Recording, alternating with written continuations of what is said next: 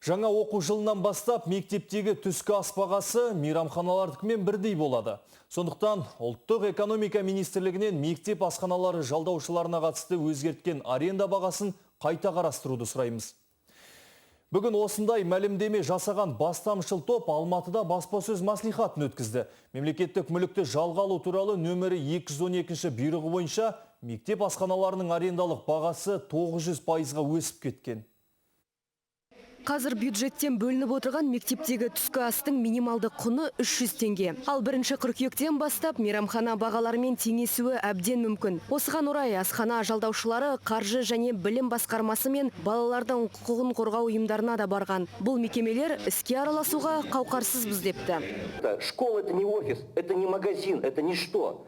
Мектеп асханаларының арендасын офистардың арендасына теңеген. Бұл не деген сұмдық?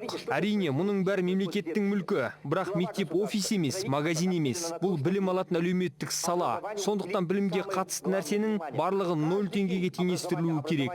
Әрдайым мемлекет басшысы да, үкімет те білімге басты назар аудару керектігін жиі ескереді. Енді мына мектеп оқушыларын тамақтандыру бойынша өзгерістерге келетін болсақ, бұл бұйрықтың қалай шыққанын және сараптамадан қалай өткенін түсінсем бұйырмасын. Парламент депутаттары төменгі сыныптың оқушыларын тегін тамақпен қамтамасыз етуді тоқтату туралы бастаманы қолдаған болатын. Бұған қатысты қоғамда дау туып, ата-аналар қарсылық танытып отыр.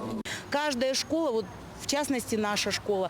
Әрбір мектепте, атап айтқанда біздің мектепте жағдайы төмен отбасынан шыққан 40-қа жоқ бала ыстық тамақты тегін ішеді. Ал таңертеңгі аспен тамақтандыруды алып тастағандықтан бізге енді қосымша ақша төлеуге тура келеді. Балалардың тамағының бағасы тағы да өседі. Мұны ата-аналардың қалтасы көтермейді.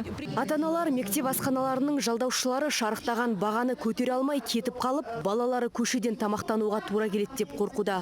Жұлдыз Әбдіхалықова, Дәурен Әбішев, Қазақ Ньюс, Алматы.